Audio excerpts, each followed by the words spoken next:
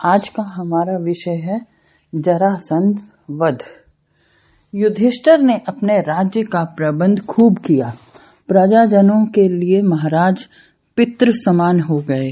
राज्य की समृद्धि बढ़ गई। वर्षा पर्यंत समय पर होने से कृषि में खूब बढ़ोतरी हुई। व्यापारियों को वाणिज्य से उत्तरोत्तर अधिक लाभ होने लगा। ग्वालों का गौधन बढ़ गया। घर घर में यज्ञ होते थे। कर की प्राप्ति समय पर हो जाती थी।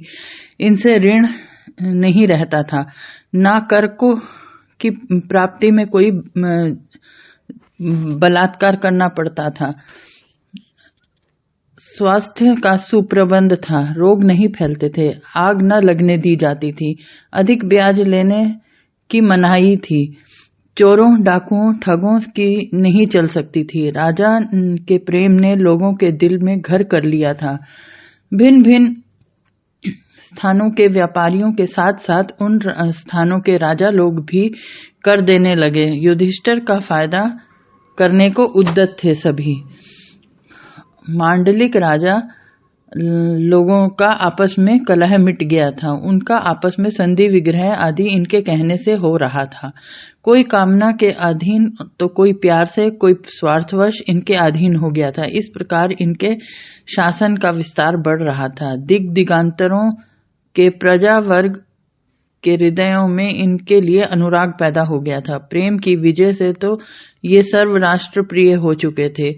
राज्य की यह व्यवस्था हो जाने पर इनका विचार हुआ कि क्यों न राजसूय यज्ञ कर अपने आप को सम्राट उद्घोषित करें। इससे अन्य राजा भी जो इनके अनुरक्त हैं एक संगठन के अंतर्गत हो जाएंगे। युधिष्ठिर की नीति इनके छोटे से राज्य में परिमित न रहकर इनसे धर्म शासन का क्षेत्र नियमित रूप से अधिक विस्तृत हो जाएगा। इसलिए मित्र बंधुओं से मंत्रणा की। इन्होंने अपने मंत्रिमंडल तथा सभी ने विचार का समर्थन किया। अंत में श्री कृष्ण को द्वारका बुलवाया। उनके सम्मुख राजसूय यज्ञ का प्रस्ताव रख कहा, कई लोगों ने मित्रतावश मेरे दोषों पर दृष्टि नहीं डाली। कई स्वार्थ के मारे सच नहीं कहते। आप इन निर्बलताओं से ऊपर उठे हुए हैं, काम क्रोध रहित हैं। जिस बात से अधिक लोकहित हो वही आप कहेंगे। श्री कृष्ण ने उत्तर दिया, गुणों की दृष्टि से तो आप सम्राट बनने के योग्य हैं ही, परंतु इस समय एक महान सम्राट मगध नरेश जरासंध पहले से ही विद्यमान है। वह अपने बल पराक्रम से सम्राट बना बैठा है। एल तथा इक्ष्वाकु वंश को इस समय 101 शाखाएं हैं। अत्याचार से चाहे जरासंध ने उन्हें नीचा दिखा दिया हो, परंतु उसके हृदय में उनका राज्य नहीं है।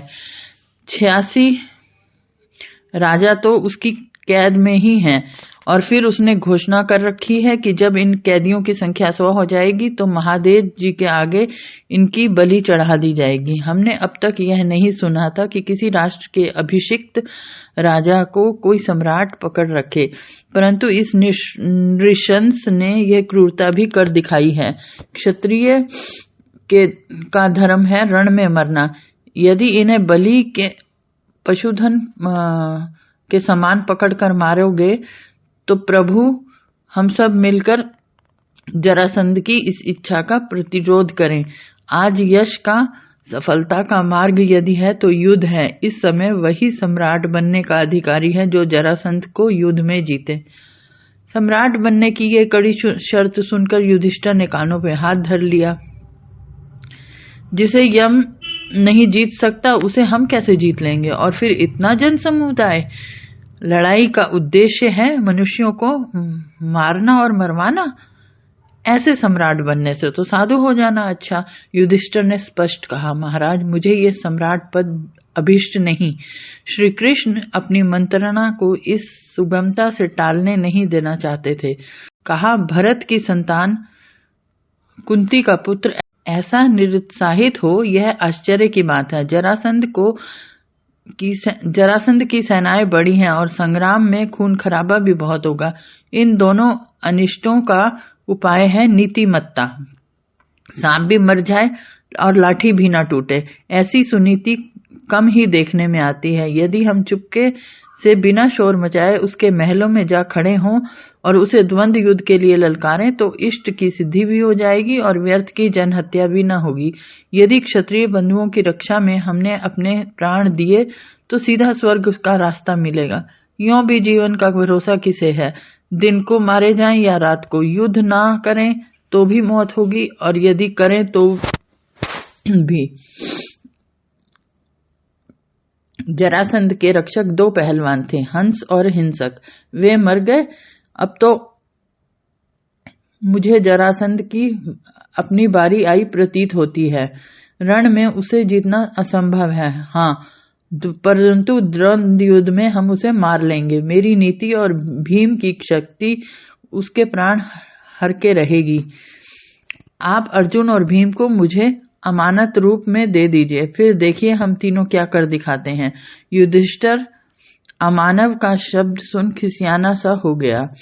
कहा, महाराज, पांडवों के बाप आप हैं, हम आपके आश्रय से जी रहे हैं। जरासंध भी मारा गया, राजा लोग भी छूट गए, राजसूय यज्ञ भी मैंने कर लिया, मेरा संकल्प भी सफल हो गया।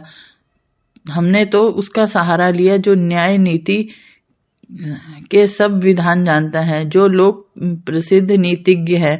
फिर हमारे काम सिद्ध क्यों ना हो? मेरे दोनों भाई आपके अर्पण हैं, ले जाइए इन्हें। अर्जुन और भीम दोनों प्रसन्न थे। क्षत्रिय को युद्ध मिले तो उसे और क्या चाहिए?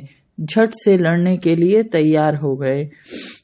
श्री कृष्ण ने जरासंध के साम्राज्य का वर्णन करते हुए उसके अधीनस्थ राजाओं के बारे में भी दोनों को बताया। क्रमशः